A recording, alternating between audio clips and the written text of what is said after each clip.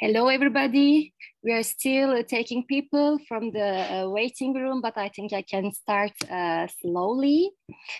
So welcome to the second panel of our conference titled as Herbert Marcuse, Student Movements and the Political Potentials of the University. My name is Fatma Kaya, PhD student from the Philosophy Department of Boğaziçi University. My dissertation topic is on Herbert Marcuse and Soma aesthetics. So I'm very honored to be the chair of this panel. And I have to thank Sonay and Çetin for giving me this opportunity. Before starting, I want to make a few reminders for those who missed the first panel. First, and the most important one, is that you need to have the latest updated version of Zoom to have the English and Turkish translation options. So please do check the Zoom updates. For English translation, please click on the word icon on the menu at the bottom of the screen and then click on the English option. And please use the same instructions for the Turkish option. And please feel free to write your questions and comments in the chat box and send it to the user with the name "Send your questions here." So our first speaker is Andrew Feenberg. Andrew Feenberg served as Canada Research Chair in Philosophy of Technology in the School of Communication, Simon Fraser University. He also served as Directeur de Programme at the Collège International de Philosophie in Paris.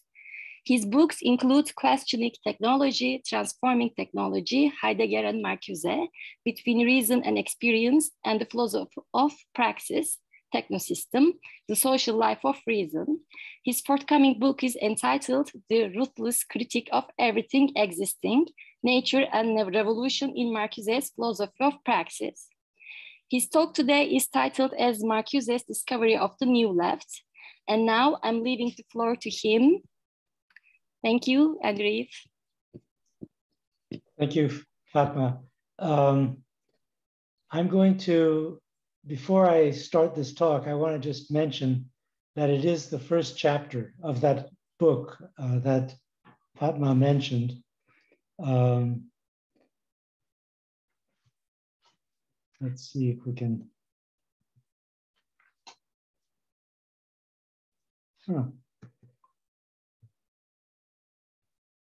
Here's the cover of the book that has just been selected by Verso. It should come out in March. So look for it in 6 months or so. Andrew, there might be a little problem with your screen share. Could you try it again? Okay.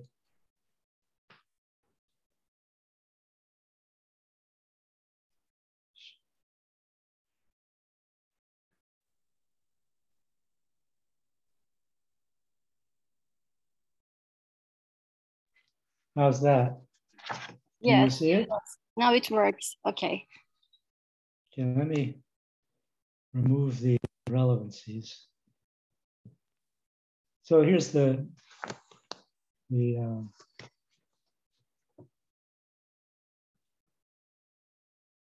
guess they won't let me resize. Okay.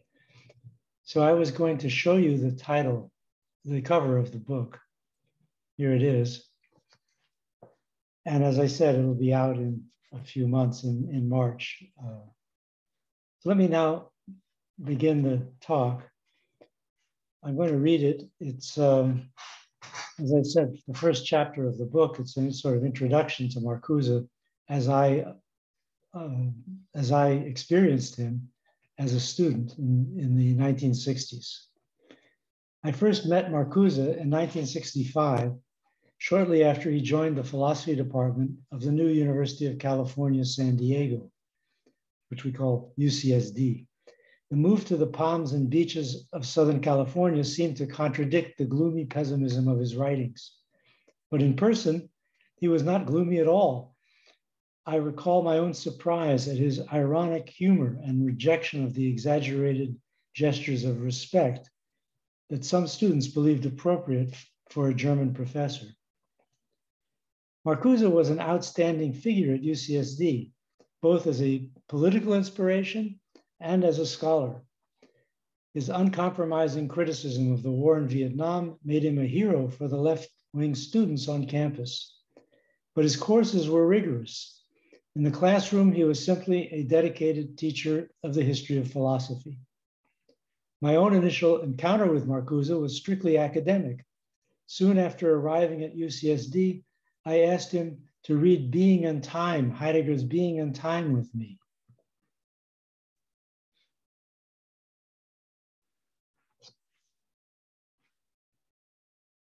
So here's the building where we met.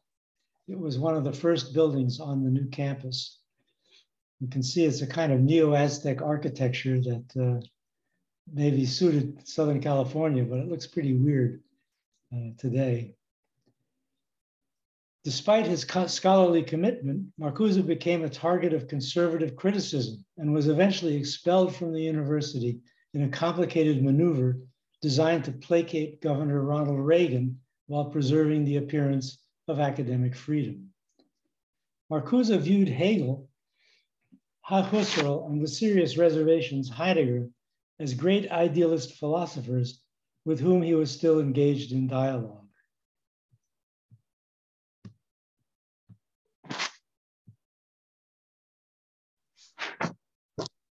Andrew, sorry for the interruption. I'm so sorry. Could you do a full screen of your PowerPoint for us to be able to see the visuals better? Okay. Is that better? That's much better. Thank you. Here's an image of Heidegger on the left and Husserl on the right.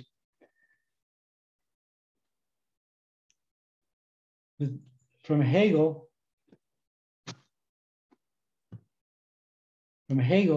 Marcuse took the idea that each stage in history lives in the shadow of a better future, the realization of which it obstructs. We who studied with Marcuse found in his Hegelian vision a validation of our own dissent.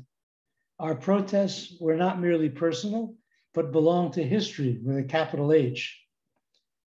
Marcuse believed, perhaps incorrectly, that he took very little from his teacher, Heidegger. His disappointment over Heidegger's Nazism was never assuaged, yet he acknowledged the importance of Heidegger's false path as an advance to the outer limits of bourgeois philosophy. What did he mean by this backhanded tribute? Marcuse criticized Heidegger's early phenomenological approach for abandoning the concrete ground of history. But there was something right about a philosophy that could resist the hegemony of the facts, the uncritical scientific naturalism then predominant in American philosophy. And Marcuse's own most radical speculations on the new sensibility of the New Left implied a phenomenological concept of lived experience, what he called an aesthetic Lebenswelt, life world. Some of us were immunized against positivism with a therapeutic dose of phenomenology we learned from him despite his own skepticism. Even before he became famous, Marcuse was the star of the UCSD philosophy department. His erudition and charm gained him the respect of many scientists in this science-dominated university. His speeches at rallies against the war in Vietnam were attended by hundreds and eventually thousands of students on our rapidly growing campus. We knew how fortunate we were to have such a teacher. By the way, this picture shows Marcuse on the left-hand side at a demonstration. And you can see the police in the foreground. He participated in many demonstrations with us. I think he was truly dedicated to us despite our clumsiness and naivete. He took his intellectual mission seriously, but he also demonstrated with us for our causes, which were his as well. When his student, Angela Davis, was accused of murder and placed on the FBI's 10 most wanted list, he defended her publicly, attracting undesirable attention on the right. I have here a series of the undesirable attention resulted in the American Legion, the veterans of foreign wars, calling for his execution. Here he is hung in effigy in front of the City Hall in San Diego. the Marxist Marcuse is being carried down from the flagpole. When his life was threatened, his students showed up to patrol his house. When he was fired from the university, we wanted to protest, but he discouraged us. He had worked out a deal allowing him to finish his work with his last graduate students. I benefited from this deal. His priorities were clear. Marcuse is remembered today primarily for his remarkable prominence during the late 60s and 70s. Few philosophers have achieved such fame. He was not simply a public intellectual, he was a media celebrity, precisely the sort of thing he criticized in his work. I was present when he first discovered his paradoxical status. He was already well known on the left and in the academy in the United States and Germany, but he was not yet famous in the world at large. He arrived in Paris for a UNESCO conference on Marx in early May of 1968, just as the largest protest movement of the 1960s broke out a few blocks from his hotel. And here's the UNESCO building, and here's what was going on outside. On entering the main conference hall, he was swarmed by journalists with cameras and notebooks. Unbeknownst to him, he had been the object of a press campaign in the preceding week, which painted him as the idol of the students in Revolt. Here's the Nouvel Observateur cover, and you can see it says the idol, l'idole des étudiants rebelles. A few weeks later, the newspapers published articles refuting their own inflated estimate of his role. Observing Marcuse's discomfort at this unexpected attention, a young reporter whispered in my ear that he would be happy to help Le Professeur escape. When he promised to ask no questions, I agreed to relay his message. We soon found ourselves in a small car fleeing the scene, to Marcuse's great relief. The reporter offered to take us anywhere in Paris. Marcuse asked to meet the North Vietnamese delegation to the Paris peace talks, which had just begun. But here's the Lutetia Hotel, which is where the North Vietnamese delegation was lodged during the Paris peace talks. And here's some of the delegates. This is when they're still in Hanoi, before they took off on their trip to Paris. I can't recall which of these guys met with Marcuse, one of them. They sent us the delegate responsible for public relations. He was a small, extremely thin, poorly dressed fellow who could not have looked less like a diplomat. He opened the conversation by complimenting Marcuse on his great age. Marcuse was taken aback. He did not think of himself as the Ancient of Days. On the contrary, after a further exchange of compliments, the conversation took a political turn. Marcuse warned the Vietnamese not to count on the American working class to end the war in Vietnam. His interlocutor nodded in agreement. No doubt the Vietnamese had reached the same conclusion long before. On the walk to his hotel afterwards, Marcuse was recognized by the students who had just seized the École des Beaux-Arts. This is the art school in the center of Paris. The students invited him to address their General Assembly. This is what they were doing inside the school after they seized it. They were creating posters which were shown all over the city of Paris. This poster says, the police posts at the Beaux-Arts posts in the street. So affiché is post. The students invited him to address their General Assembly. He greeted them in the name of the American movement and praised them for rejecting consumer society. This puzzled the Maoists in the audience, who were seeking a Chinese-style worker-peasant alliance against French capitalism. Marcuse presented a rather different notion in his UNESCO talk, entitled Re-examination of the Concept of Revolution. He argued that the revolution was no longer just a matter of replacing one ruling class with another, but also concerned the technological underpinnings of modern societies. The continuity of domination could be broken only by transforming the repressive technological infrastructure. This talk at the UNESCO conference got me seriously interested in technology. I have pursued the subject ever since.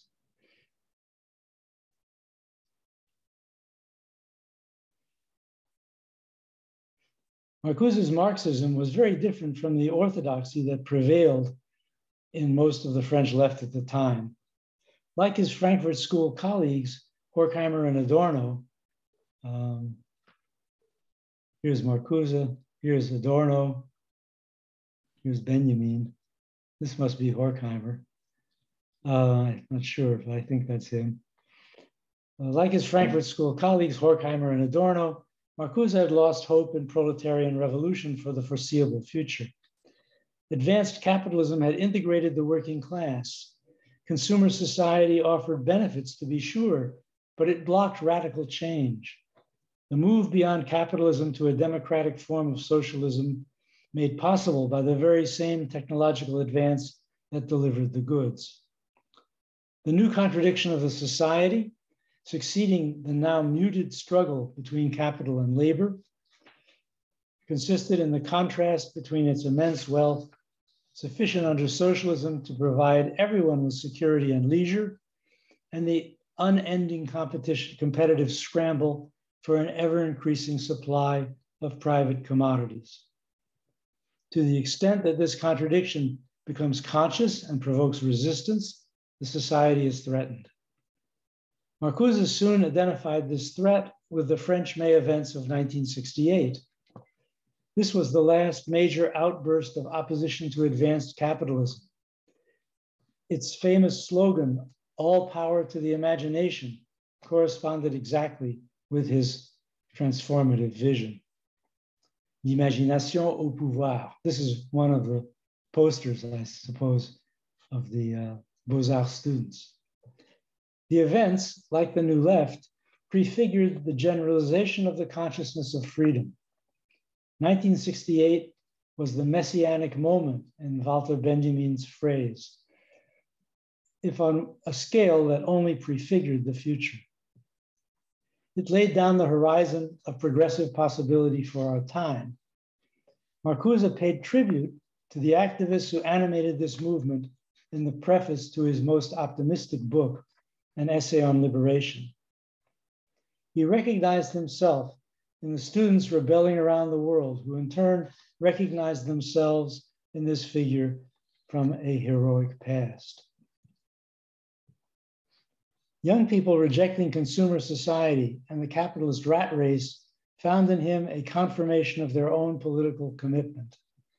His confidence in the validity of ethical and social ideals and his call to defend them challenged the prevailing cynicism. What was it about Marcuse that made him a symbol of this moment? He was not flamboyant and did not seek publicity. His writings were considered obscure, and although his books sold widely, it is hard to believe they were widely read. Two things made him such an attractive symbol. Certain of his ideas converged with the sensibility of the movement, and he emanated a peculiar kind of personal authority. He was not only old, he was a German philosopher who had lived through many of the major events of the 20th century and survived to tell the tale. It is easy to dismiss the enthusiasm of youth, but not so easy to ignore the fidelity of age to the dreams of youth. This is where Marcuse, like his friend, the Marxist literary critic Lucien Goldman, differed from many of those who attended the UNESCO conference. In the middle of one tedious panel, Goldman expressed outrage that we were merely discussing revolution while the real thing unfolded outside the conference hall in the streets. But not all the participants took the movement seriously. After Marcuse left Paris, I met a well-known Italian Marxist in the courtyard of the Sorbonne, which we students had liberated a few days before. I was full of enthusiasm but he complained that we had created a carnival, not a revolution. Here's Marcuse with some of the students at UCSD. I'm not sure, but I think this is me.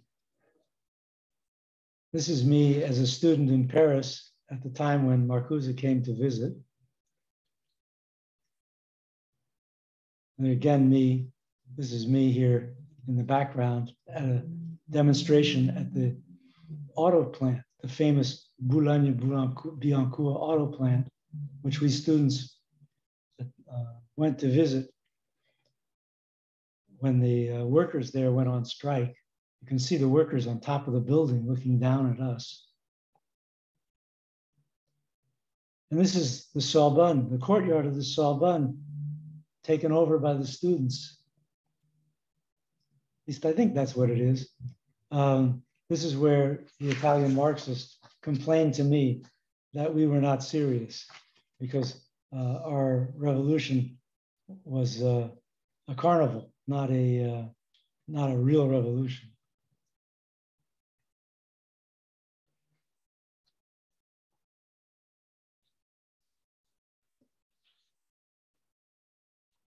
Adorno's notion that the movement was a form of pseudo-activity had a certain currency among older left-wing intellectuals who failed to recognize themselves in its slogans, demands, and crucially, its style.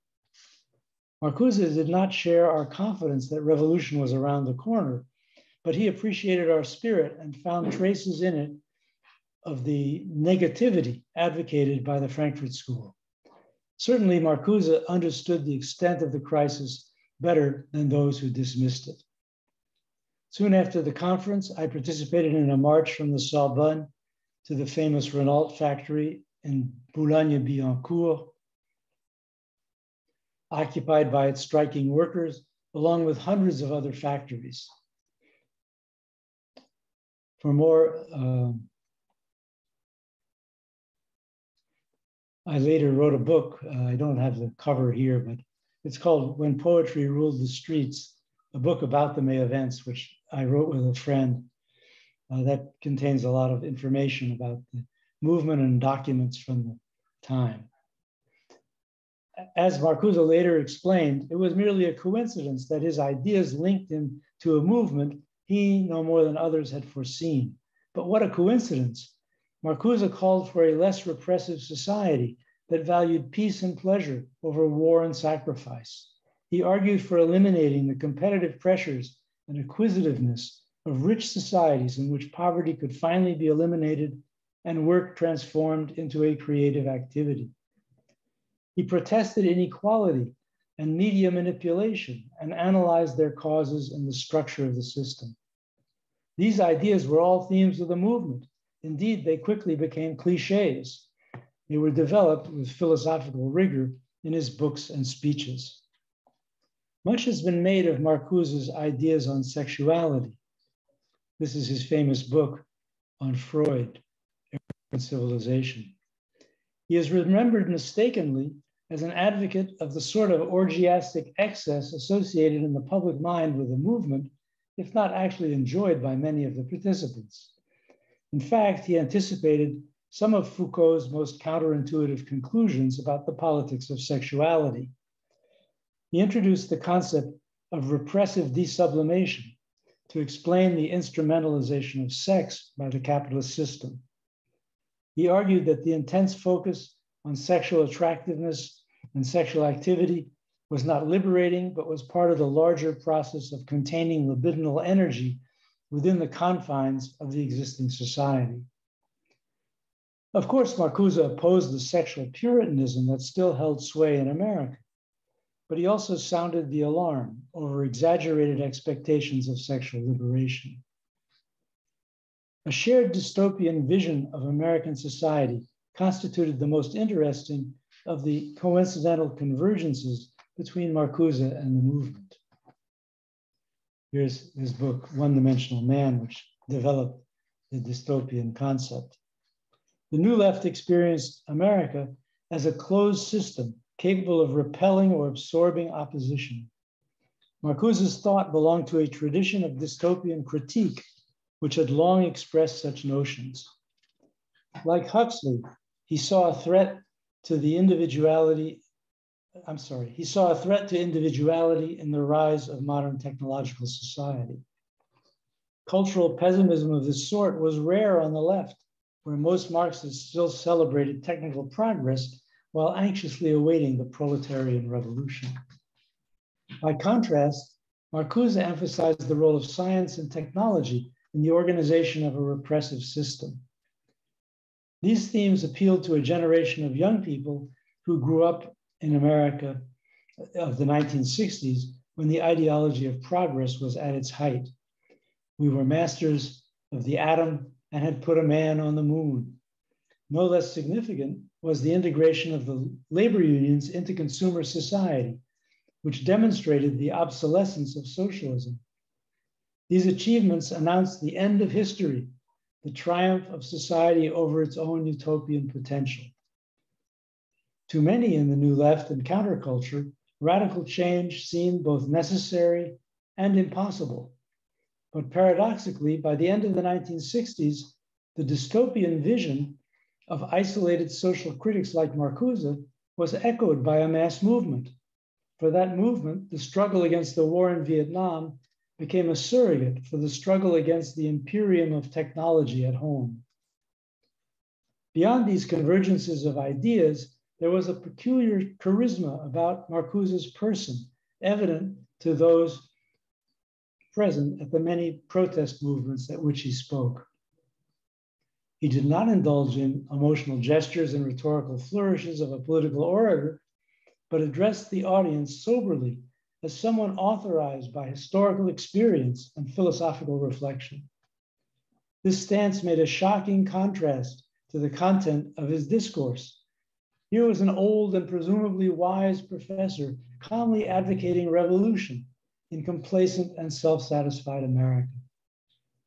But perhaps something more profound was at work in Marcuse's astonishing presence.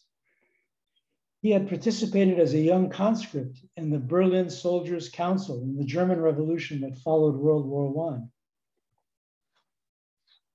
Here's the Workers' Council, the Soldiers' Council being addressed.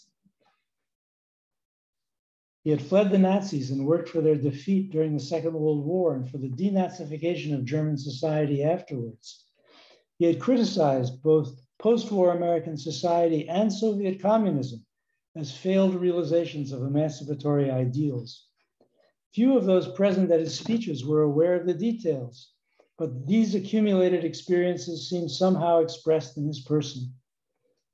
In the deep and strongly accented voice that spoke with authority of the European disaster and foresaw a similar fate for American imperial ambitions, despite the triumphalist discourse of the politicians and the media. Marcuse's presence evoked a kind of mentorship. He taught by example the value of a life of political engagement. These impressions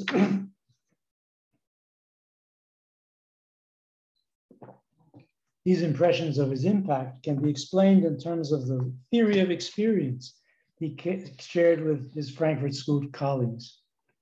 They worried that modern life had damaged the capacity for experience. Presumably, in earlier times, a richer and more complex relation to reality was available.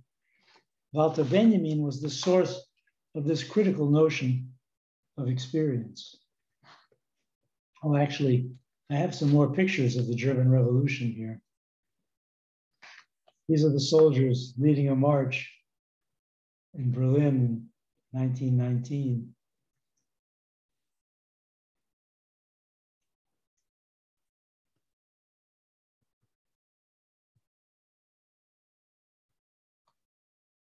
Walter Benjamin distinguished between Erfahrung, experience shaped by a deep relation to reality, and Erlebnis, experience as a momentary response to passing sensation. Erfahrung registers the real at a subconscious level and changes the person who undergoes it, while Erlebnis is a defensive response to the speed and shock of daily life in a modern society. Erlebnis has no resonance and quickly slips out of consciousness as new experiences challenge the subject.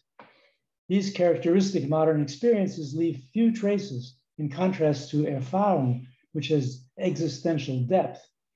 Marcuse represented the possibility and the results of a rich and deeply reflected political Erfahrung, something not yet available to his young audience.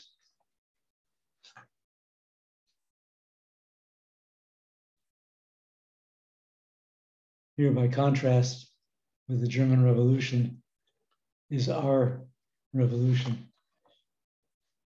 Marcuse's long political history and a deep knowledge of Marxism made for occasional disagreements with the young revolutionaries who received him with so much enthusiasm. He constantly exhorted them to attend to theory and work on organization. Anti-intellectualism and ritual anti-authoritarianism are false paths. Spontaneity is good, but organized spontaneity is better. No, rock concerts do not prefigure socialist community. It is foolish to fetishize violence. It has a place in defense of the right to protest, but terrorism under democratic conditions is not a legitimate political weapon. I could continue, but these proved to be minor disagreements. Despite them, Marcuse remained in solidarity with the movement as, quote, the true historical heirs of the great socialist tradition. As such, the New Left had something to teach Marcuse.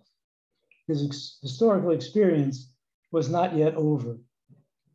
His involvement in the New Left represented a final chapter in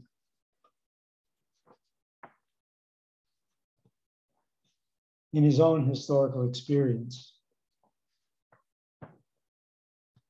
What did he draw from the movement? Here we have his own testimony in many articles and books from the late 60s until his death in 1979.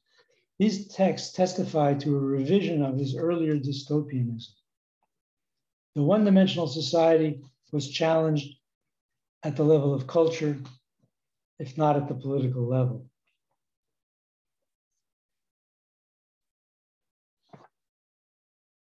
My slides are a little bit mixed up here, so I'm not sure what to show. Well, we'll see.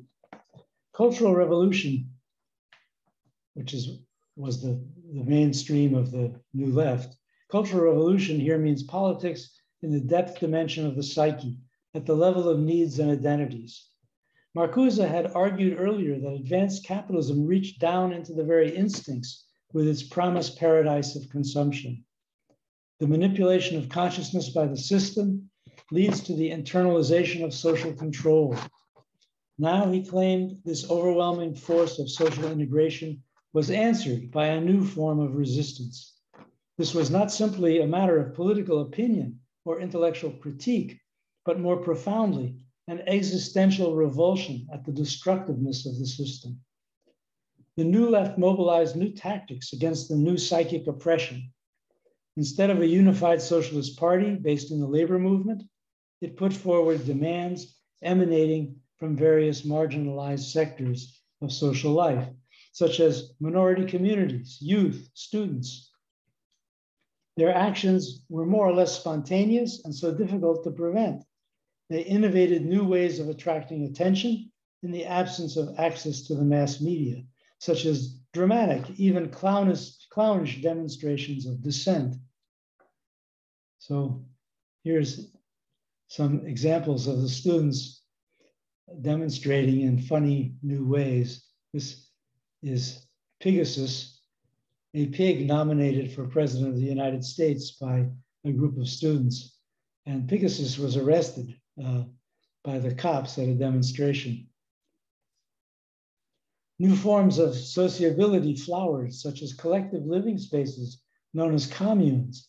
New media appeared, the so-called underground press that carried the message outside the regular channels of information.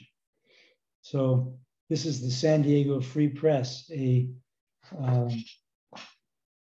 underground newspaper with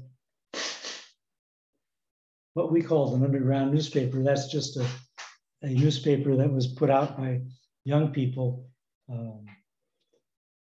and circulated by people, traveling around the city and holding out copies. Marcuse's students put out a magazine called Alternatives, in which he himself published. This is an issue of the magazine. And here's the editorial board, along with Marcuse, having a nice little dinner party in my house in La Jolla. Of course, Marcuse never imagined that students could overthrow the system. He always insisted the revolution, were it possible at all, could only be the work of the mass of the population. Rather, what the New Left and the counterculture revealed was what he called a new sensibility that, if generalized, would destabilize the society and expose it to revolutionary transformation. This theory, explained in an essay on liberation, was an implicit response to the pessimistic vision of the decline of experience. The new sensibility, rather than the old idea of class consciousness, constituted the threat to capitalism. Or perhaps it would be more accurate to say that Marcuse reinterpreted the notion of consciousness in this richer form, revealed by the contemporary movements for radical change. Marcuse made his earliest contribution to Marxist theory while studying with Heidegger. This was a new theory of the revolutionary disposition, which challenged the traditional notion of class consciousness. Under the influence of Lukács, Heideggerian concepts were given a Marxist interpretation. Inauthenticity was understood as reification, overcome by the transforming or radical act. This was Marcuse's appropriation of the Heideggerian notion of authenticity, which he interpreted as a fundamentally critical stance toward the existing world. What excited him about the New Left was the return of an existential politics, a politics of global refusal of the existing society and the identities it supported. The individual's very being rebelled at the conformist pressures of the post-war world. Their resistance was expressed not simply in discourse or strategic calculation, but in emotion and action, and had to be so expressed.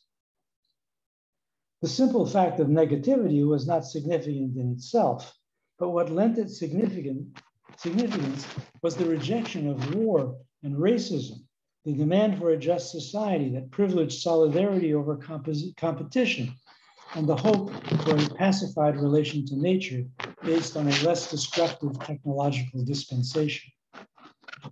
Marcuse conceived this as the determinate negation of the existing society, the potentialities blocked by the system. Interpreted in terms of the moral and aesthetic tradition, the new sensibility of the New Left represented a new form of individuality and a new mode of experience that challenged capitalist reification and its consequences in the pursuit of a more humane society. The new sensibility was informed by the aesthetic imagination, which opened up the aura of possibility surrounding the facts of life established by capitalism and the technological system that supported it.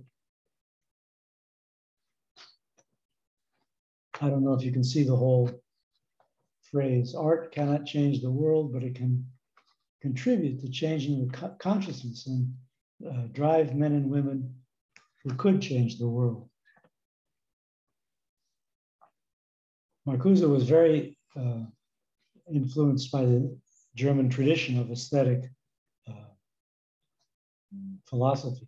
Why aesthetics? One commentator on Marcuse's work writes, quote, "The construction of a free existence is an aesthetic undertaking in that it is guided by criteria that have traditionally characterized works of art."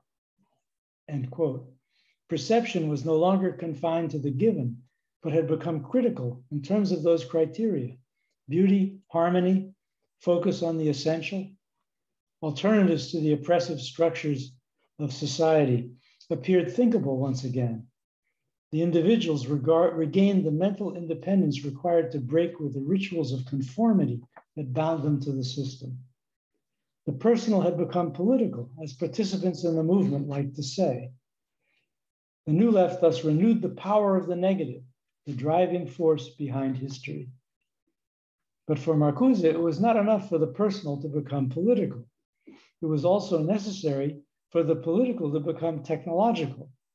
Here his thoughts joined that of the most radical participants in the movement. After 1968, he amplified his earlier rather abstract remarks on technology. At a time when many Marxists were skeptical of environmentalism, seen as a diversion from the class struggle, he argued that the technological domination of both human beings and nature traces back to the same source, the indifference of capitalism to the essential potentialities of life. But Marcuse was no technophobe. He did not propose a return to pre-modern conditions.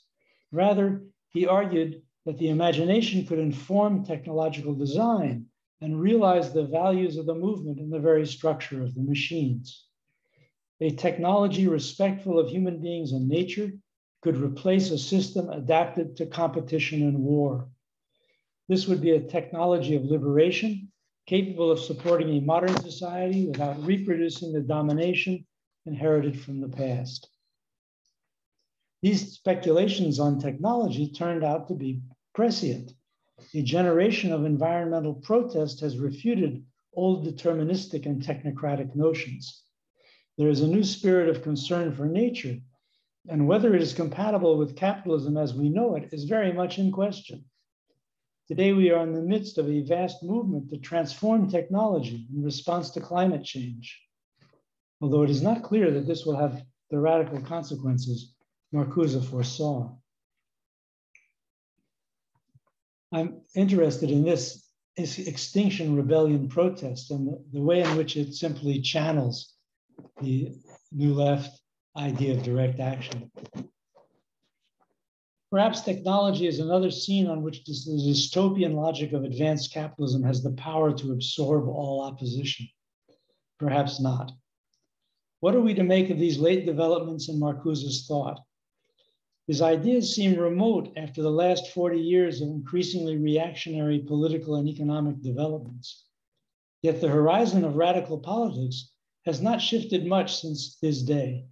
Marcuse argued that despite its collapse in the mid-1970s, the New Left would leave its mark on the future of radical politics. Marcuse wrote that the New Left differed from earlier socialist movements in its, quote, insistence on the subversion of experience and individual consciousness, on a radical revolution of the system of needs and gratifications. In short, the persistent demand for a new subjectivity, end quote. The New Left called, quote, for rebellion and change in human existence, and it redefined the concept of revolution. These consequences of the break with the old left persist. For the most part, left political activity no longer takes the form of party militancy, but consists in a sort of punctual protests against the dominant way of life that characterized the New Left.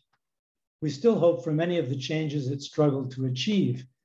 Feminism, radical equality, environmentalism, various democratic alternatives to capitalism all survive as ideals, despite what Marcuse called the preventive counter-revolution that responded politically to the rise of this new form of radicalism. Marcuse's philosophical contribution to the early Frankfurt School is now overshadowed by Benjamin and Adorno. Their ideas influenced him, but his political thought goes far beyond theirs. Benjamin's politics are revolutionary, but only sketched in brilliant aphorisms. Adorno's polemic against identity embraced not merely the repressive capitalist version of social unity, but any harmony not confined to the ideal sphere of art. As a result, it is difficult to relate his thought to politics. Marcuse retained and transformed the classical philosophical project of reconciliation of individual with society, human beings with nature, and subject with object.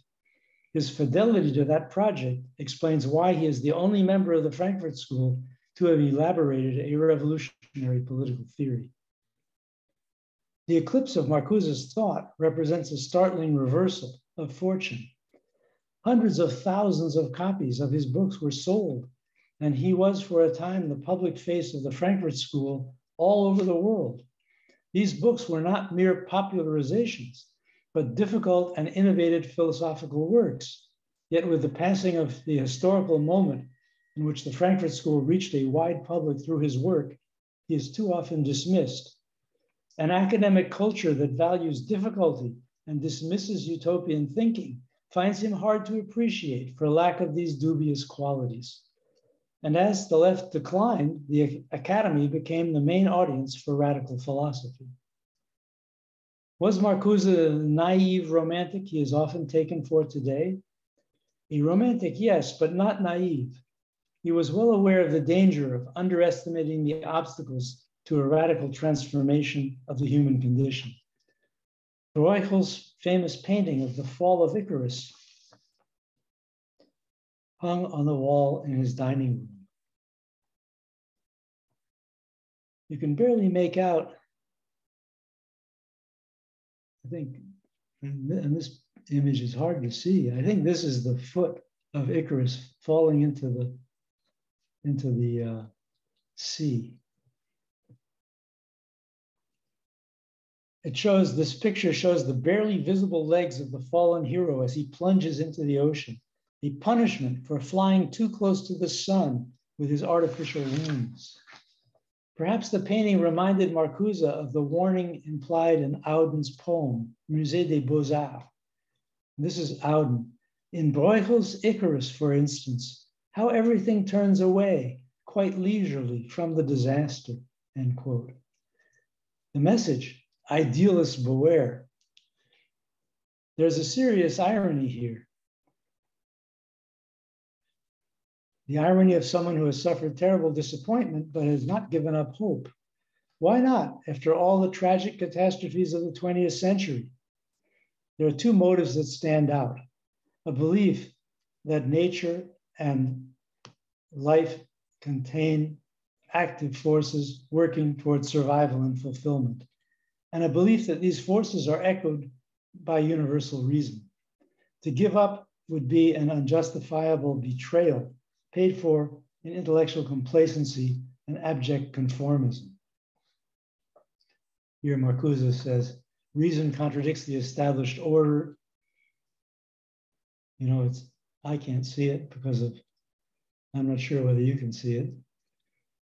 It reveals the irrational character of this order, for rational is a mode of thought and action which is geared to reduce ignorance, destruction, brutality, and oppression. Marcuse once wrote, quote, critical theory preserves obstinacy as a genuine quality of philosophical thought, end quote. The obstinate refusal of intellectual compromise characterizes his whole life and work, despite so many unfavorable circumstances. Samuel Beckett detected this essential aspect of Marcuse's existential stance and commemorated it in a poem. Now, I'm afraid I don't have the poem in front of me.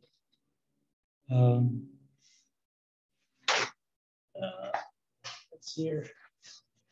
I want to read it for you.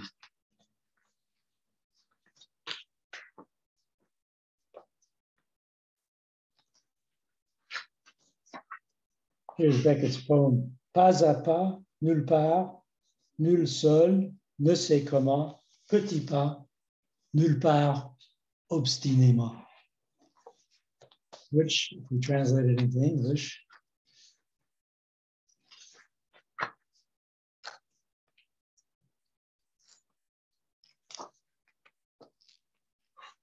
step by step, nowhere, not a single one, knows how, tiny steps, nowhere, stubborn. On Marcuse's gravestone is inscribed Weitermachen, keep on going. Marcuse had a unique stance within the Frankfurt School. He drew productively on the whole tradition of Western philosophy to chart a direction for the future. That stance is relevant today in a new period of political activism, much of it posing questions around issues involving technology. Whether it will take on the existential depth he identified with revolutionary possibilities remains to be seen. Philosophical understanding can and must contribute to this movement. It is high time for a fresh look at Marcuse. So that's the end of the talk. Thank you very much, Andrew. This was really beautiful to listen about Marcuse from someone who personally know him, and to see that his life is so consistent with his writings. It made me very emotional. Thank you very much. We will get the questions and comments at the end of the panel. So before that, we will go on with Charles Reitz. My technical friends, maybe you should help me with the, okay, thank you. Okay, so our second speaker is Charles Reitz. He got his PhD in 1983 from the State University of New York at Buffalo. His areas of research are critical social and political theory, origins of inequality, education and reproduction of unequal social division of labor, eco-socialist alternatives to capitalist system. He is the author of several publications on educational and political philosophy with special interest in the life and work of Herbert Marcuse. Ecology and Revolution, Herbert Marcuse and the Challenge of a New World System Today, published by Routledge in 2019, and Art, Alienation and the Humanities, Engaging the Critical Theory of Herbert Marcuse, published by Sunny Press in 2000, are some of his works. His talk today is titled as The One-Dimensional University in the US and the Political Potential of Marcuse's Great Refusal. So, floor is yours, Charles. Can you hear me? He's muted. He's muted, so I'm trying. Oh, there we go. Hey, well, thank you so much for that introduction. And it's just been fabulous to be at this conference today and to have heard so many excellent presentations. So are you hearing me now? Yes, we are, but okay. We don't see you. Well, let me first of all, again, extend some thanks first to the translators and for the fact that you're conducting this conference in English, which is such a privilege for us. And we appreciate all of the special effort that non-English speakers have put into their excellent presentations today that go out to the whole globe. So thank you for those, for the work of the translators and for all of you who are speaking English. But I would also like to start with a thanks again to Andrew there. What a reflection. And let's call this an Erfahrung that you've had with Marcuse. You know that it's such a rich and thoughtful kind of expression of the meaning of your association with Marcuse from those student years in the 1960s. And the fact that bringing Marcuse's biography to the fore, as you've done, you've shown the parallels between Marcuse's life and the lives of some of the others, especially there in Istanbul, where there's been such struggle around the university and where people have been expelled from the university, and often for this similar issue of protesting for peace and petitioning for peace, and then having their lives damaged by a higher education system that is tending towards authoritarianism. And this tendency towards authoritarianism was something that Savita also emphasized this morning. She was saying that there's a restructuring of the aspirations of global capitalism. And global capitalism is aspiring to more and more autocracy, more and more oligopoly, less freedom, less democracy. That we can see. So Arnold Farr, of course, started things off with Marcuse's critique of the social pathologies that exist within the US political economic order today, and that Marcuse was so revolted by the precariousness and by the racism, by the sexism, by the warmongering that he, of course, entered in this kind of revulsion into his academic rejection of the one-dimensional excuses that were made for the domination of the U.S. in around the globe through violent means, as in Vietnam, and also through economic means that are basically imperialist and racial means in terms of the U.S.-led effort to globalize the economy into a neo-capitalist economic world where the only thing that matters is marginal advantage for people who are making bets on the worth of assets and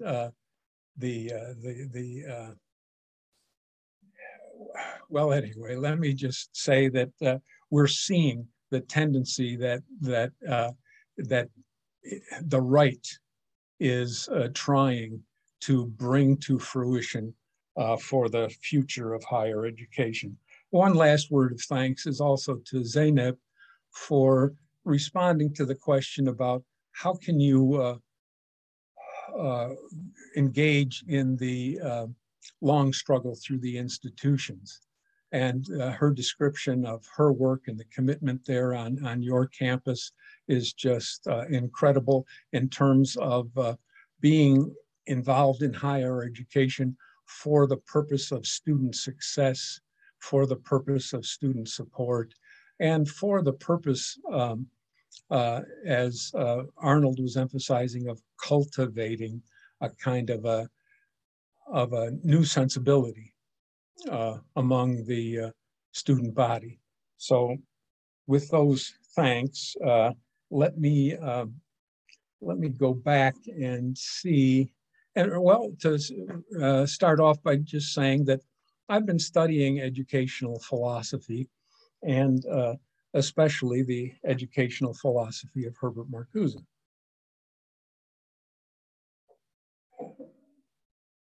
And you know, there is this traditional approach to higher education.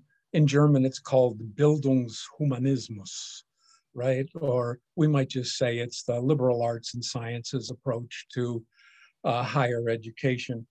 But Marcuse, very early on, was critical of an unreconstructed Bildungshumanismus. And I think it's our task today is to, as Savita indicated, we've got to reconstruct the idea of an educational humanism. We've got to revolutionize the idea of an educational humanism for the future of the university. And, you know, it was in this 1937 essay called On the Affirmative Character of Culture that Marcuse expressed his revulsion at the fact that so much of higher education merely transmits and preserves and apologizes for and affirms the dominant social order and the dominant culture. And this connects to the notion that higher education institutions are powerful institutions. They tend towards hegemony, but the power of these institutions, Marcuse understood dialectically. He understood that there are free spaces that can be found within higher education. These might be termed liberated intellectual zones.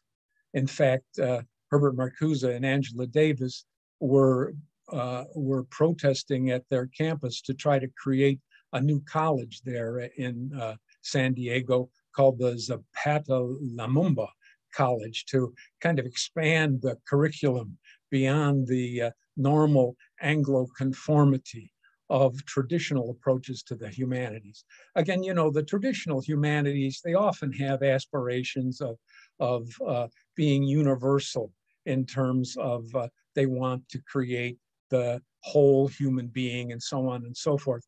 Yet in practice, there was a politics of race, a politics of gender, and a politics of inequality that was perpetuated in the conventional approach to humanities and sciences education in the modern university. Well, let me get to, or let me mention that, yeah, Marcuse did write some things about education and higher education, and our friend Douglas Kellner has put these things together in this book called Marcuse's Challenge to Education. And I will read some excerpts from Marcuse's writing on education in a few moments. But the key thing is that Marcuse was renowned for being the kind of philosopher of the student revolts. But what's so less well known is that there is an explicit educational philosophy embedded in his writings, and these need to be emphasized and highlighted, especially today when the trajectory of higher education requires critical thinking and critical action. I might say, to give a kind of a preview of where I'm going here, that the one-dimensional university today sometimes is called neoliberal. We could call it the business model of higher education. Again, the logic of one of the speakers this morning mentioned how the word excellence is always interpreted in terms of what works for capitalism, what is more profitable, what are the best practices for capital accumulation. And there was some emphasis on a need for some new terms. I forget which ones were advocated, but I think thoughtfulness was one of them. And also a kind of fellow feeling or empathy was another. So the business model of higher education is clearly inadequate today. It's damaging many lives, students and faculty. And if we are rethinking a model for higher education, I think we have to ground our criticisms also in a larger critique of the political economy of our social order, and that we need to be moving towards a model, let me call it an eco-socialist humanist model, where we are stressing our intercultural commonalities and the fact that we really need to be moving in the direction of a kind of egalitarian and partnership commonwealth form of society in the future. And the future of higher education is indissolubly interconnected to our own needs for a viable future. As it stands now, the future looks very bleak when you've got, again, as Savita said, you've got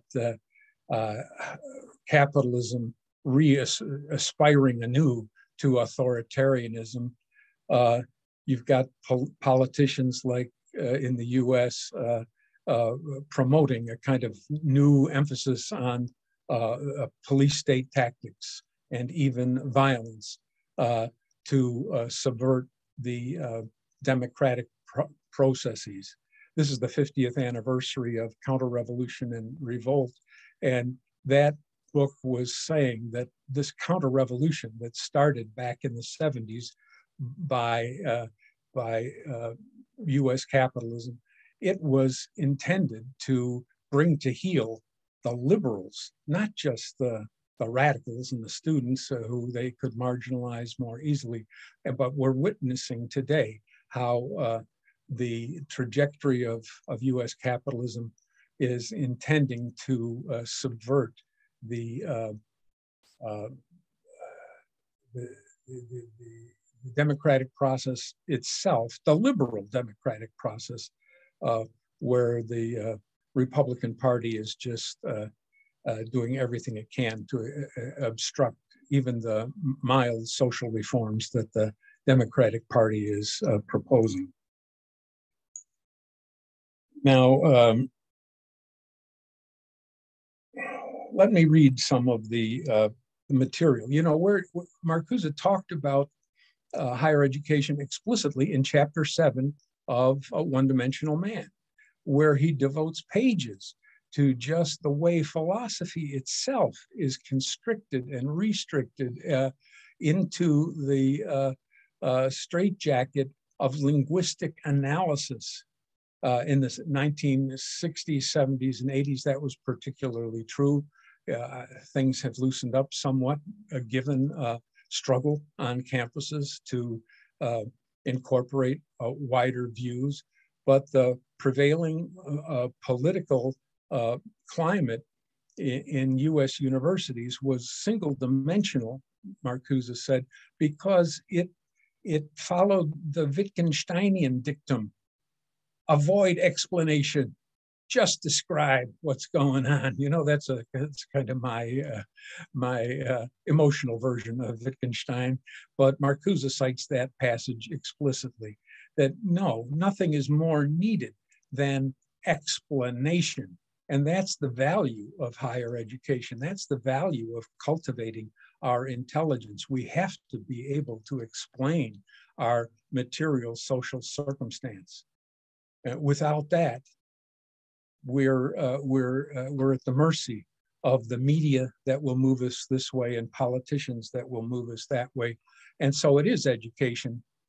And higher education does have these, again, free spaces or liberated zones where we can figure out what is what in a better way. Let me read now what Marcuse says about that explicitly, if I may.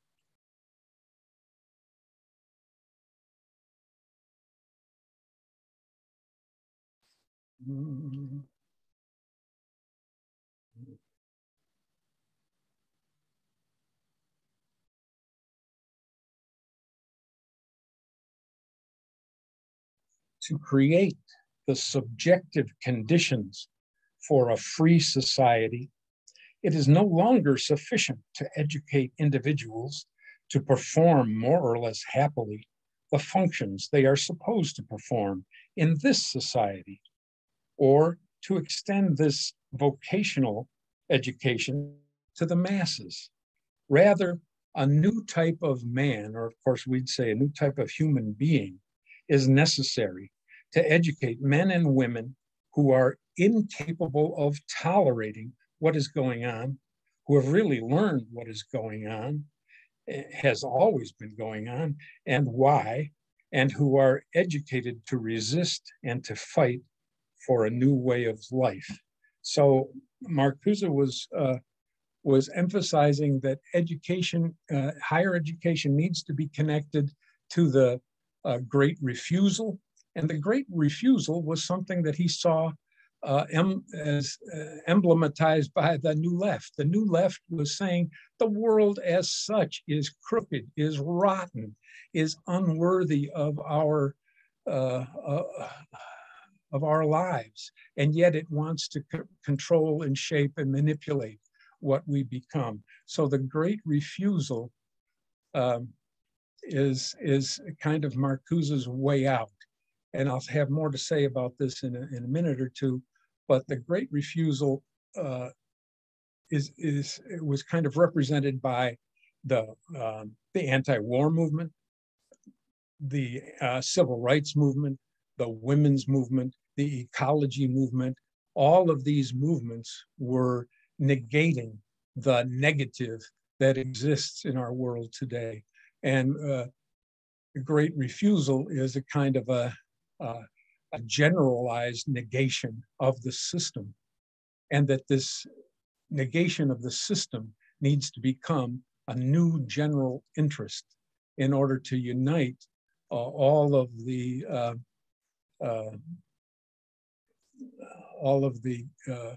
people who are resisting the conformity and the single dimensionality, whether they're in the streets or in the schools or in the climate movement, women's movement, etc. So the great refusal needs to become a project that unites us all in this generalized negation of the system. But another, let me read another passage from Marcuse on, as Arnold said, the necessity of higher education. We certainly need the university, and we need to be educated in a high level manner. Oh, if I can just.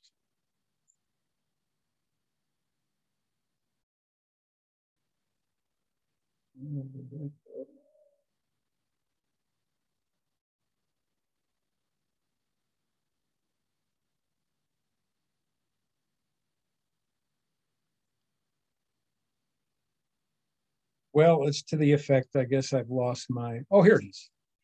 To attain our goals, we need knowledge. It is still true that theory is the guide to radical practice. We need history because we need to know how it came about, that civilization is what it is today, where it went wrong. And we need the history, not only of the victors, but of the victims. We need a sociology which can show us where the real power is that shapes the social structure. We need economics, which are not sublimated to mathematics. We need science in order to reduce toil, pain, disease, and to restore nature. It is still to a great extent up to you to get such teaching and learning, to insist on the missing courses and persons, on class discussions and criticism and the like. So not a fan of unreconstructed Bildungshumanismus, but a reconstructed approach to the liberal arts and humanities. Let me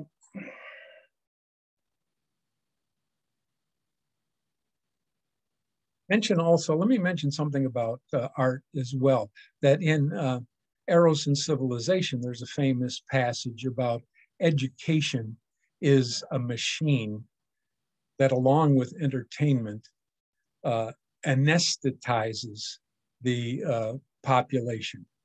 And clearly, to negate the anesthetization, we need a re-emphasis on aesthetic education, has been mentioned here earlier.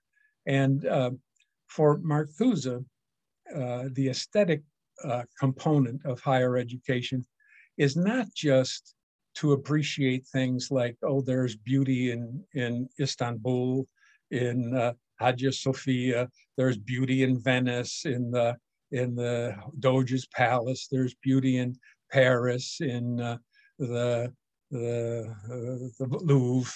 No, I mean, that's beauty, of course, but the real aesthetic education that Marcuse is aiming for, it goes back to what Arnold was saying about the pathologies in our society.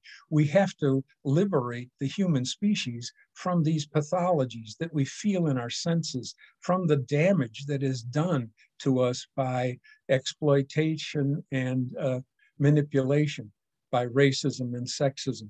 So the aesthetics of the future needs to be focusing not just on the fine arts, but on what Marcuse used the phrase, the promesse du bonheur, the promise of happiness. And I add to that a word from the Declaration of the Rights of Man from the French Revolution, where they use the phrase, the promesse du bonheur commune. In other words, that we need to have a communal sense of well-being. This goes back, by the way, to Aristotle. It's classic philosophy that's intercultural in terms of it's understood in Buddhism. It's understood by Kant. We need to be able to actualize the fullest, healthiest, best potentials that are within us. Well, let me wrap things up by saying that instead of the business model that is so distorted, humanistic education, we really need to have in mind a new model that is more of an eco-socialist humanist model that emphasizes our intercultural commonalities, and especially these intercultural commonalities that formulate a kind of moral imperative to revolt and a moral imperative to partnership and reciprocity, to equality, to racial equality, women's equality, the restoration of nature, abundance, and peace. All of these things are part of the kind of new ecological thinking. I would call it ecological materialist thinking that is connected to our material sensual essence as sensuous living labor, where Marcuse learned from Heidegger. Heidegger developed a fundamental ontology where he tried to think about the basic way in which human beings are in the world. I won't go into that, but Marcuse has developed the notion that there is an ontology of labor. Labor is the mode of human beings in the world. We have to exercise, we have to work together in partnership modes. That's the way it was done for the longest period in human history in order to survive and in order to flourish. So that we are essentially laboring beings and we need to liberate our own creative capacities as labor and be disentangled from the wage labor system, the capitalist system. That's why the students knew this too in 1968 in Paris, where there was the Student Worker Alliance. So in spite of Marcuse's worry that the labor force in the United States was not going to stop the war in Vietnam, Marcuse knew in his latest writings, 1979, piece called The Reification of the Proletariat. He says the labor force is the ontological opponent of capital. And I think we have to have a radical political economy that undergirds our approach to a critique of capitalist culture and a capitalist future. Our survival depends on it. I'll pause there. Thank you. Thank you very much. Very much, Charles. This was also very beautiful. I personally have a lot of questions to ask for you, but first of all, I want to see if anybody wants to go first. We look like have plenty of time, which is a good luck because we were planning to have the questions written, and then we were planning to read them as we did in the first panel. But since we have enough time, I think we can open the floor for public discussion. Who wants to talk can raise the hand and we can give the microphone to the person. But before that, like I had a very beautiful comment from Firdevs Gürer. If she would like to, she can comment herself by speaking, but I can write, but I can read as well. Firdevs, would you like to speak or should I read your comment? Okay, then I will read. Sorry.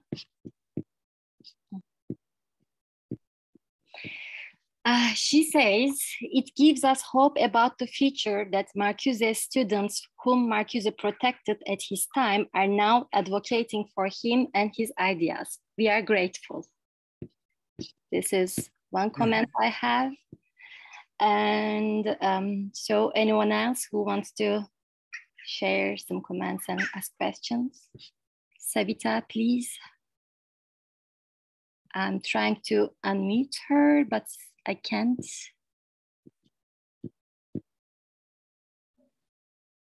Okay, now we are co-host. Yeah, we can hear you now, Savita, I think. So I must begin by saying that this session completely engrossing. And maybe I should start with Andrew himself and the great narrative. I shouldn't say grand narrative because such a rejected phrase now.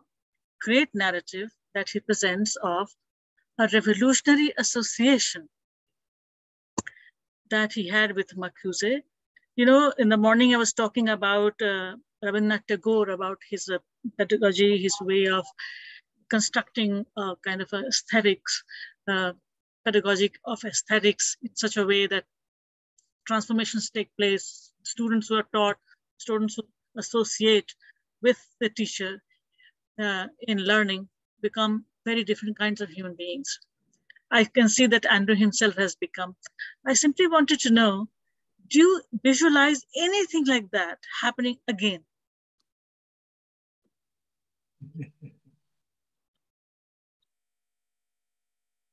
Anything like that in historical time?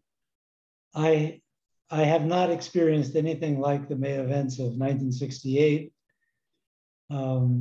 There hasn't been anything like that, at least not in the Western world. But I guess I have had many other experiences that helped me to understand better some of the ideas that I learned from Marcuse. Experiences with different kinds of technology and political experiences. So it's hard to reproduce the experience of a revolution. And 1968 in Paris was a kind of revolution that I haven't seen again. Well, I'd like to chime in on that also, Savita, and say that I just came across a fine book called Fight, and it's about politics among youth in the United States today. And this book is emphasizing the political engagement of the so-called Generation Z, who's, I guess, 24, 22, 20 years old, that youngest generation, the generation of Greta Thunberg and the gentleman from the anti-gun movement named Boggs or Hogg.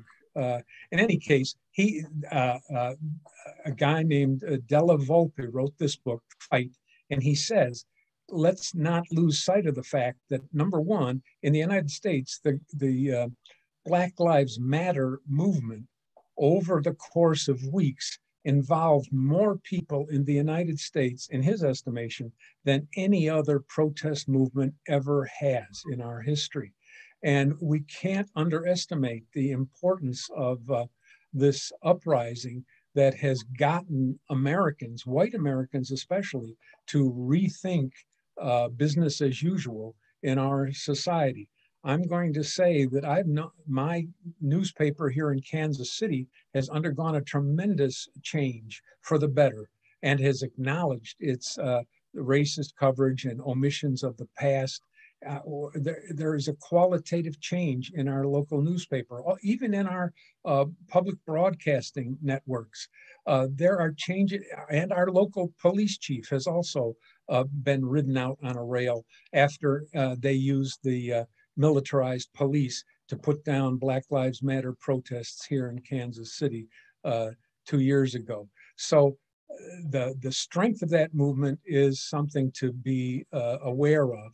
And Della Volpe in Fight also says that, remember the strength of the women's movement, and that especially after the election of Trump back in 2016, there was a so-called, I guess, March for Our Lives or some, I forget the title of the march, but it was a women's march.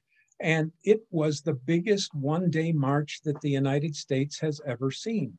So I know that in Canada, where Andrew is, they've also had huge student actions in Montreal and elsewhere. So there is discontent from the left. And to use Habermas's terms, there is a legitimation crisis happening. Policing in the United States is losing its legitimacy. And so too, the gigantic businesses and the oligarchs who own them and run them and try to run US politics. Thank you so much, Charles. It actually answers. I mean, I was wondering if, I mean, not exactly the replication of what happened in 1960 and all of that, but there are numerous forms in which similar kind of radical politics taking place. But I was wondering, Charles, still, if you can answer, Andrew, what is the role of education in all of this? The way things are being taught, the way the knowledge is created, the way it is the education itself, the way things have been taught, themselves radicalizing students. It is in this context that I asked. I mean, are the students qualitatively different today than they used to be? Well, what Andrew, is a you were going to jump in? Yes, please. Please, Chuck. Okay, well, I would say, what is the role of the educator? As Zainab was emphasizing, if we're in these institutions today, we have to struggle to support our students. In fact, there was never even a rhetoric of student support 30 years ago when I started in higher education. In fact, so many of our faculty people were really kind of anti-student. These students aren't good enough. They deserve to be washed out. Well, you know, that was the social function of higher education in many ways, is to let people in, allow them to fail, and then they would blame themselves. Well, there was a movement among many faculty members. I'll call it the multicultural education reform movement.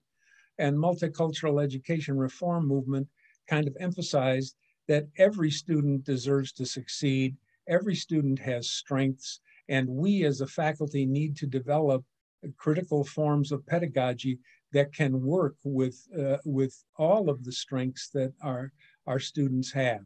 So to develop a sense of student success, we're there for the students, not just for our research or publications or whatever. Secondly, the multicultural education reform movement addressed issues of hiring.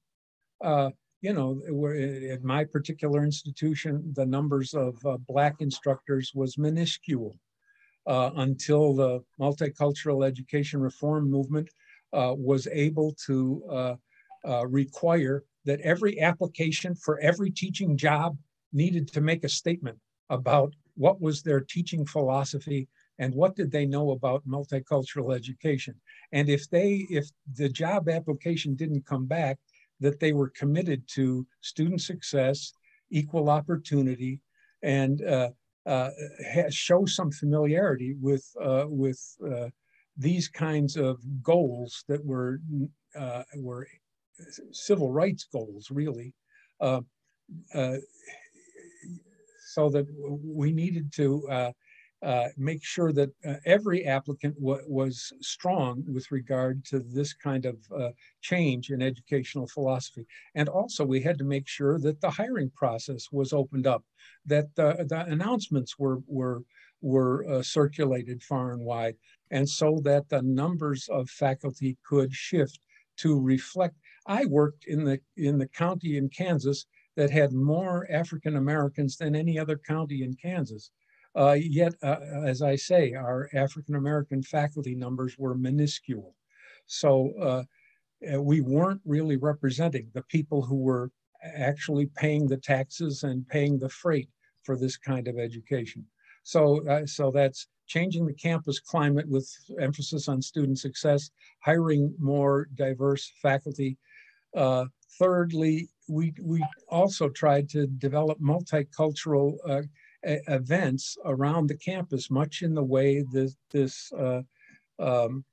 the cafe and library that was talked about there in Istanbul, that we tried to develop that kind of cafe library stage right on our campus for a diverse number of students to feel was their home on campus. And fourthly, there's also the issue of vendors to the college. Who's allowed to sell things to the college? Often it's an insider group, and minority business people are not informed, not included. So multicultural education reform can really be done on all of these levels: pedagogy, curriculum. I guess I didn't even mention curriculum, that of course the curriculum needed to be revised to open up, you know, world history courses that never considered anything about Africa or India, but were all focused on Europe.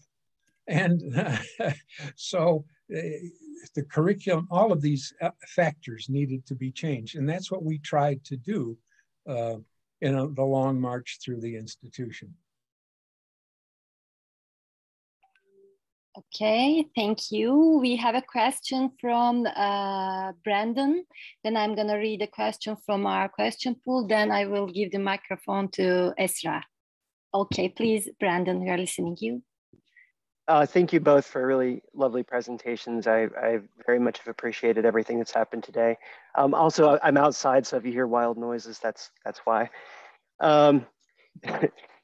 So I guess the question, and you've both kind of hinted in this direction already, so mostly what I would like to hear you do is reflect a little bit about strategy. It's come up, you know, through what you've said. We just heard the long march through the institutions.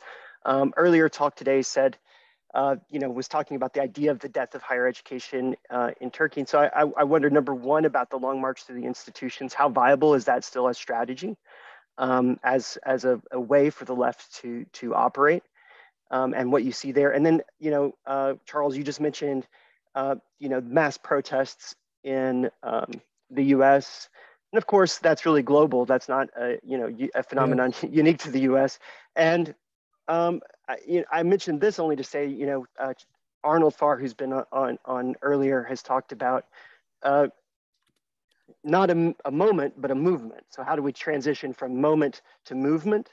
And then I think there's another question that's often overlooked in that one, which is how do you go from movement to lasting social and political transformation? And so, you know, if you could address those questions, both in terms of, Andrew, the history that you've laid out for us, and then Charles as well, specifically as it applies to the educational institution, I'd be very interested to hear what you have to say. Well, we're in a strange situation politically.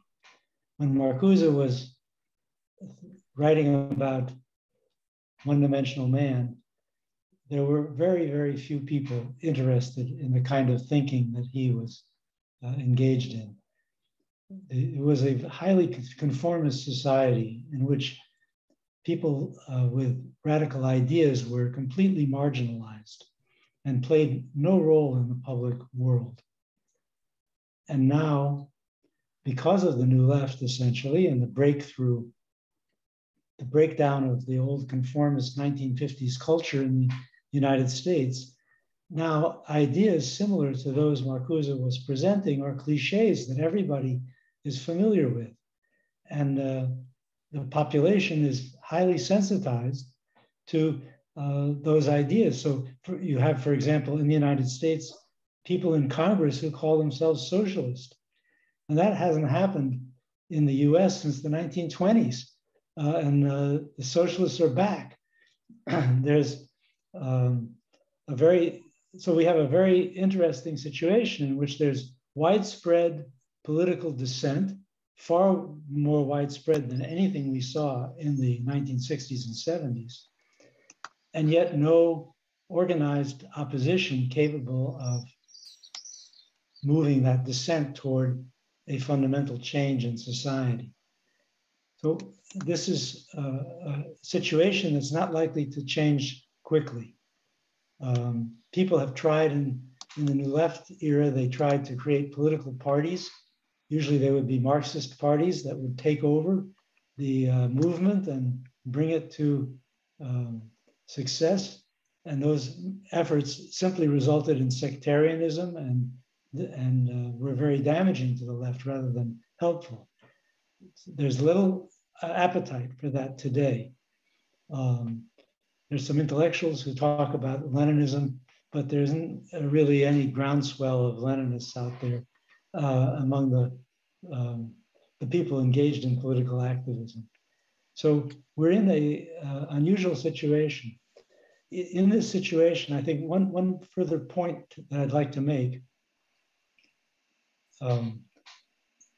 strategically, a lot of what's happening involves changes in the bureaucratic and technical structure of society. You take something like Black Lives Matter. Is Black Lives Matter actually about eliminating racism from the police force? I don't think that's the actual program. The program is get them to wear a camera on their helmet.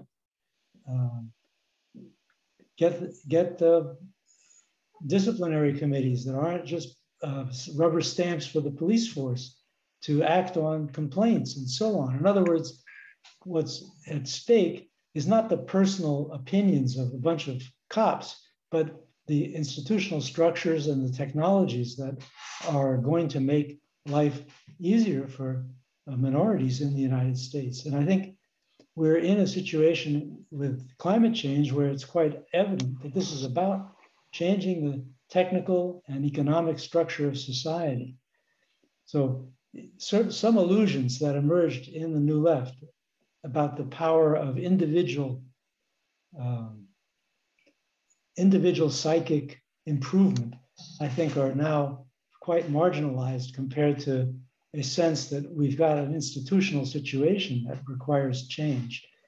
Now we are able to make more changes in that institutional and technological situation than we thought possible in the 1960s or 70s.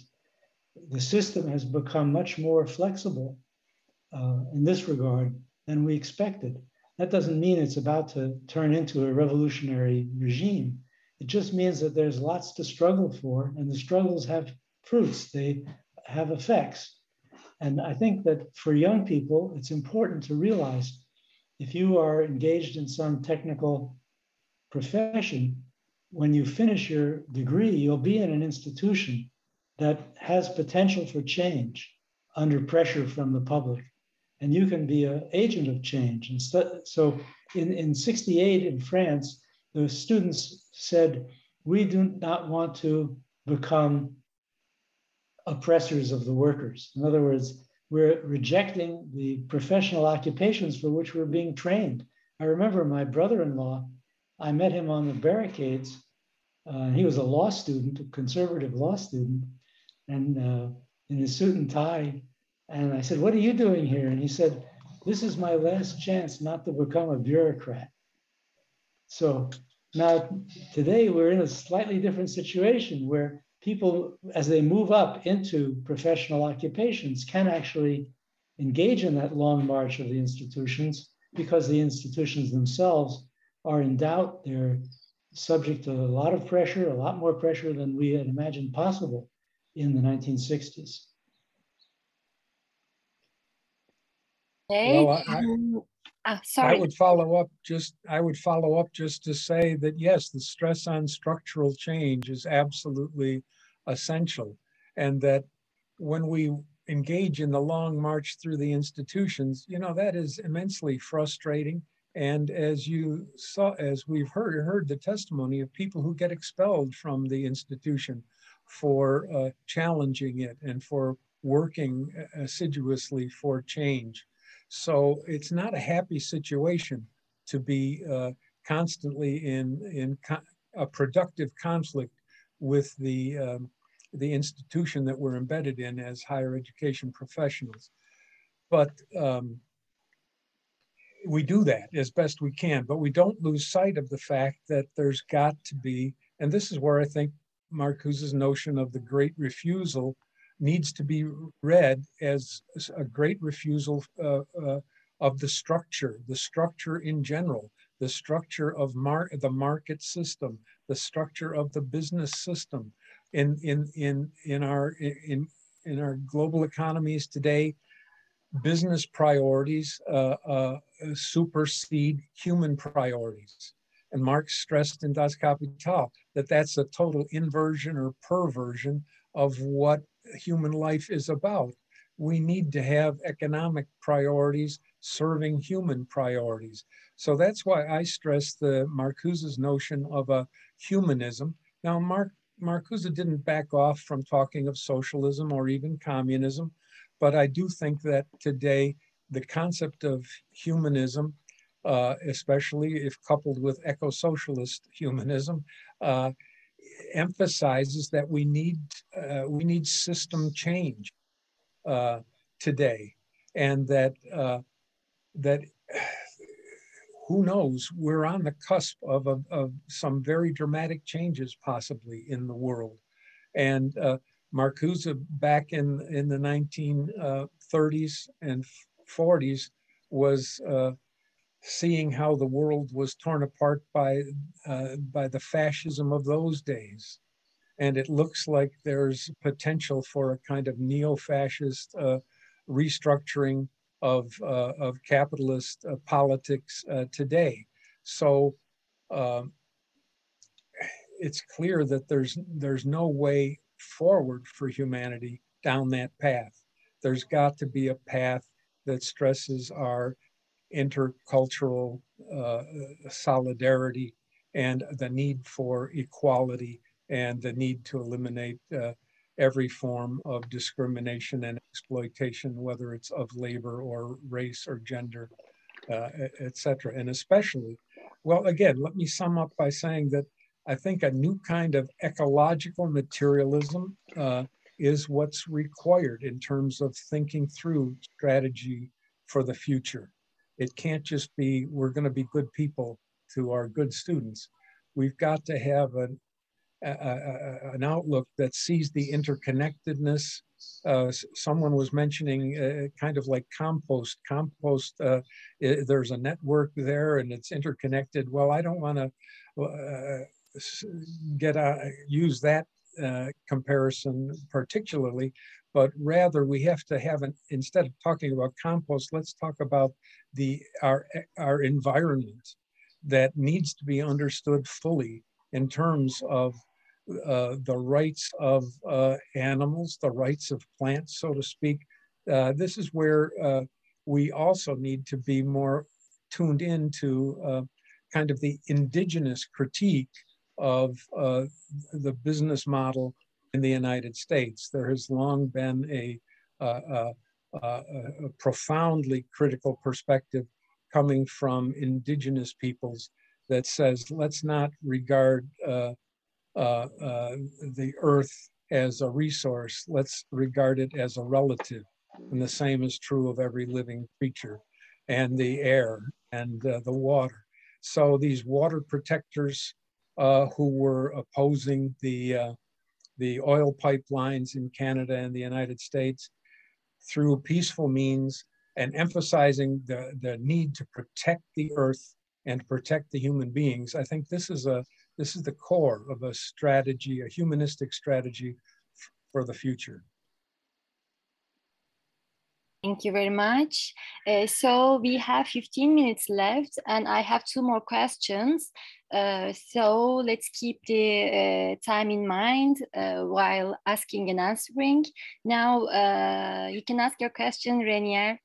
I hope, yeah. Yes, yeah, thank you, Fatma, and thank you, Charles and Andrew, for those very enlightening talks. I do have a specific question for Charles. So yeah, I was wondering, how might we able to advance this kind of a great refusal today? Because I mean, if we're coming from a quite a pessimistic standpoint, I think that sort of still presumes that there's still a normative idea of the university, and I think that is now contested. And I am a bit perplexed by this issue, if only because, you know, if we look at our situation today, 20th century onwards, you know, the external forces that once meddle with the university's autonomy, as is well recorded in the institution's history, are explicit in the past. And so with its, you know, with its being explicit and obvious, mounts of forms of resistance are easy to mount against it. But like, my question is about how is great refusal possible today if these kinds of external forces that once interfere with the autonomy of the university are now internalized? If the overpowering mechanisms of control, if we put it in Adorno's terms, are now part of the internal affairs of the university. We can talk about the adjunctification of labor, the culture of speed, the culture of hyperproductivity, measurement and surveillance, regimes of audit, and so on, all of which are no longer external to the university today. They are already internalized. In other words, how do we resist the neoliberalization of the university when such neoliberalization now constitutes the identity of the institution? Yeah, I hope that was clear. Apologies. Thank you. Well, thank you. And I appreciate your emphasis on the internalization of these external forces on the institution. And you're absolutely right. All of these changes, neoliberal changes, make the life of any individual faculty member, and also students, very difficult these days. So how do you incorporate the great refusal? Well, only by bits and pieces in terms of your workaday life. I mean, you try to revise your curriculum so that you're more inclusive. You try to stand in solidarity with students and student organizations. When they are in conflict with the administration, you try to strengthen the forces of opposition within the school. Now, we happen to have a faculty association, which was a bargaining unit, and that bargaining unit could actually achieve some things in terms of improving the conditions of teaching and the way in which the internal relations of the college where I taught. Now, that's all just piecemeal. The real importance of the great refusal is to somehow see the internal necessity of all of these movements. Again, the civil rights movement, the women's movement, the labor movement, the ecology movement, all of these movements have to be combined, melded together in a way such that we all see that a system negation has become our general interest. The system has to be reconstructed. Reconstructed is a good word. The structures that exist give us more of the same. So a reconstruction of higher education will only occur in terms of a reconstruction of our political economy overall. And that demands the unity of the labor movement, the women's movement, student movement, etc. Okay, now we have a question from Esra Mungan. Esra, please go ahead. Yeah, thank you very much for these great talks. The afternoon, the late evening sessions were also wonderful. I'm also a little bit stuck on this issue of what Brandon Absher was saying, this, this moment to movement thing, and then the change component. There was a workshop that was organized by one of our peers academics in Germany with students from different countries, Germany, Lebanon, Turkey, and so on, in relation to the resistance at Boğaziçi University. And the German student said something that really surprised me, and I wasn't aware of that.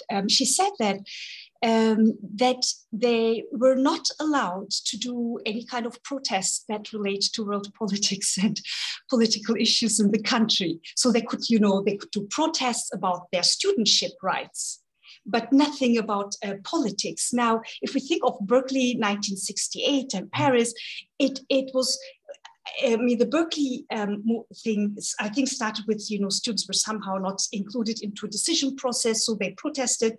But it was able to continue when it started to make a political statement about the Vietnam War.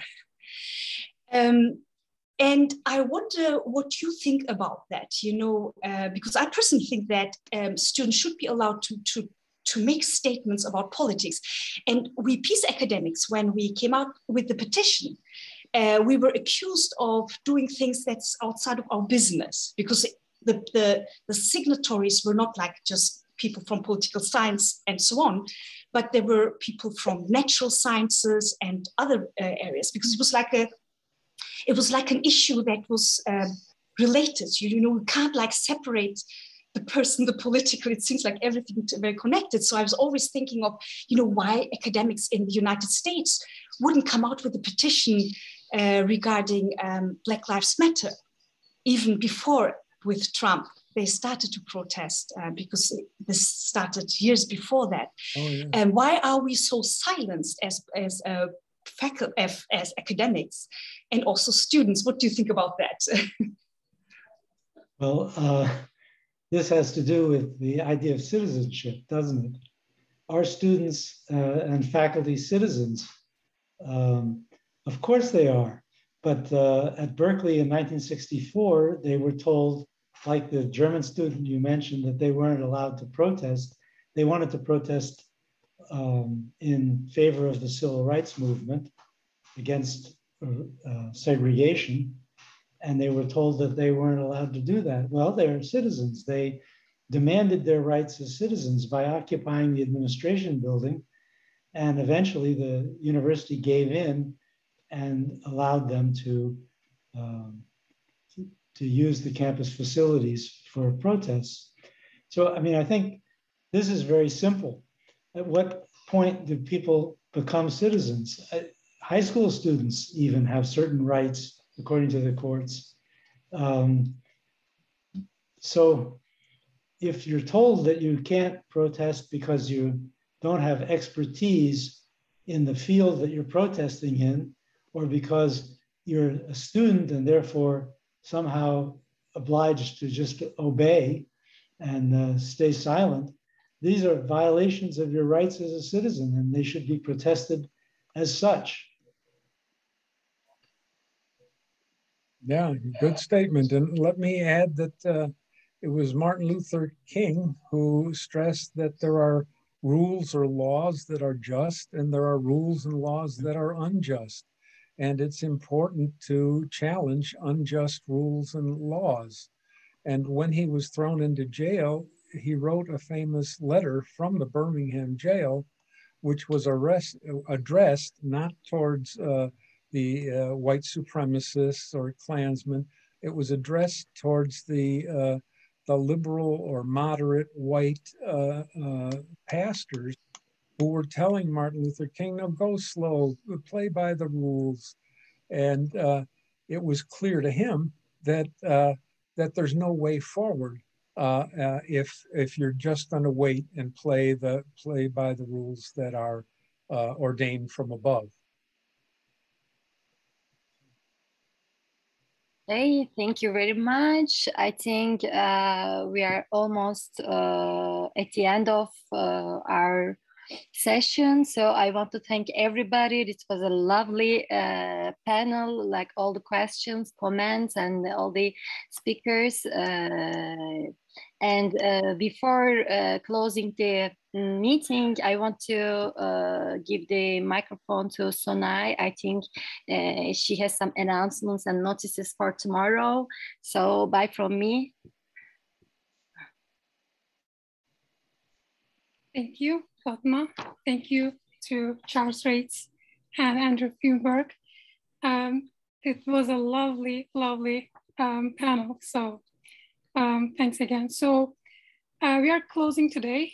But tomorrow we will have 2 more panels to go, and I will just briefly mention them, and we will just call it the day. So tomorrow at 4 p.m. Istanbul time, which is 9 p.m.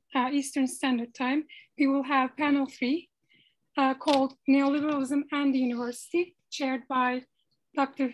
Hüseyin Kuyumcuoğlu, and we will have Silvio Carneiro and Brandon Absher to talk.